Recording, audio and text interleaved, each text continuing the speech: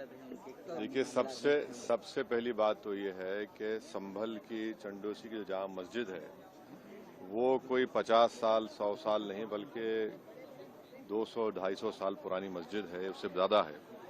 वहाँ पर कोर्ट की तरफ से बगैर मस्जिद के जिम्मेदारों को कमेटी को सुने उन्होंने एक एक्स पार्टी ऑर्डर पास कर दिया, वो गलत है। दूसरा ये है कि एक बार तो आपने गलत ऑर्डर दिया, सर्वे हो गया, दूसरा सर्वे जबकि आपने किसी को इत्तला नहीं दी। तीसरी बात यह है कि पुलिस का ये काम था कि मस्जिद कमेटी को कॉन्फिडेंस में लेते या वहाँ की पीस कमेटी को। चौथी बात यह है कि जो सर्वे करने लोग आ रहे हैं वो प्रोवोकेटिव स्लोगन्स लगा कर आ रहे हैं, वो वीडियो उसका है, पब्लिक डोमेन में है।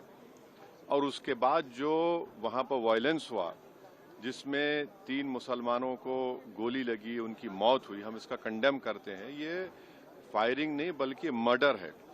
और जब से बाबरी मस्जिद राम मंदिर का जजमेंट आया, जिस बात को मैं पर्टिकुलरली कह रहा हूं कि उस जजमेंट के बाद ये सब चीजें खुलेंगी और एक के बाद एक खुल रही हैं। एएसआई प्रोटेक्टेड मॉन्यूमेंट सब बातें कर रहे हैं, क्या एएसआई के कानून में नहीं है कि आप उसका रिलीजियस नेचर चेंज नहीं, कैरेक्टर चेंज नहीं कर सकते? किस बुनियाद पे कर रहे हैं ये? और आप किस बुनियाद पर अपने फेथ को दूसरों पे थोपेंगे? भाई, कानून कोई चीज है ही नहीं है। जिस दिन कोर्ट में सुनवाई होती है उसी दिन ऑर्डर हो जाता है, उस दिन सर्वे भी हो जाता है। ये तो 1948 में ऐसे ही हुआ था बाबरी मस्जिद में। तो ये जो फायरिंग हुई है ये फायरिंग नहीं है, मर्डर है।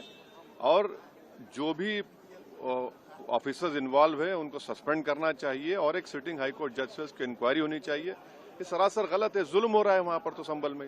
वहाँ के सांसद पे एफआईआर दर्ज कर दिया गया। आप जिस पे चाहे कर लीजिए भाई, जिस पे भी चाहे कर लीजिए, जज आप, जूरी आप, सब आप, तो बचेगा क्या फिर? अब सर, जेपीसी में आप लोगों ने समय मांगा है, क्या कहेंगे इसको? जी, जैसा अभी आपने हमारे डेलीगेशन तरफ से बोला गया है, मैं उसको रिपीट करना नहीं चाहता। मगर स्पीकर साहब ने बड़ी इत्मीनान से हमारी पूरी जितने मेंबर्स 11 नॉन बीजेपी एमपीज गए थे उनकी बात को सुना। वो बोले कि इसके ऊपर कंसिडर करेंगे और हमको उम्मीद है कि ऑनरेबल स्पीकर साहब इसका टेन्योर बढ़ाएंगे। क्योंकि आप देखिए, बंगाल नहीं गई कमेटी, बिहार हम लोग नहीं गए, उत्तर प्रदेश में शिया वक्फ की प्रॉपर्टीज को हमने नहीं देखा। तो ऐसे कई, दिल्ली के मंत्री को बुलाना है, ऐसे कई स्टेट्स है जहां पर कमेटी को जाना चाहिए। वो स्टेक होल्डर्स हैं, उनकी बात को सुनना बहुत जरूरी है।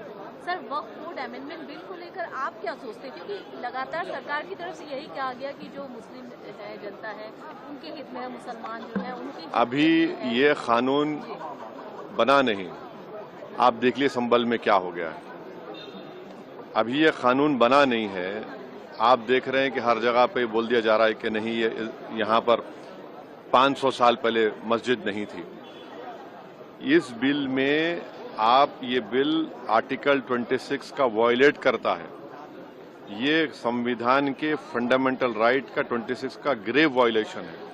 ये बिल कलेक्टर को इतने पावर्स दे रहा है कि कलेक्टर तय करेगा कि कौन सी वक्फ प्रॉपर्टी है नहीं है। ये कैसे होगा? कलेक्टर कैसा जज होगा अपने ही केस में? तीसरा, आप किस बुनियाद पर इस बिल में आप नॉन मुस्लिम को मेंबर बना रहे हैं? जितने धर्म की बुनियाद पर, चाहे वो हिंदू धर्म के एंडोमेंट बोर्ड्स हो, चाहे दिल्ली का एसजीपीसी हो या उसका एक्ट हो, या क्रिश्चियंस के जो भी उनके धर्म के संस्थान हैं, वहां पर तो कोई उसी धर्म का आदमी मेंबर बनता है। आप तो कंपलसरी स्टेट वक्फ बोर्ड में जहां पर 11 मुसलमान बनते थे, वहां पर आप मेजॉरिटी नॉन मुस्लिम बनाना चाह रहे हैं। सेंट्रल वक्फ काउंसिल में मेजॉरिटी ऑफ नॉन मुस्लिम बनाना चाह रहे हैं। क्यों करना चाह रहे हैं आप? ये क्या मकसद है आपका? कलेक्टर को इतना पावर दे रहे हैं। तो ये आर्टिकल 26 का ग्रेव वायलेशन है और इसीलिए वक्फ को बचाने के लिए नहीं लाया जा रहा है, ये वक्फ को खत्म करने के लिए, और वक्फ बोर्ड को सिर्फ एक पोस्ट ऑफिस बना के रखना चाह रहे हैं।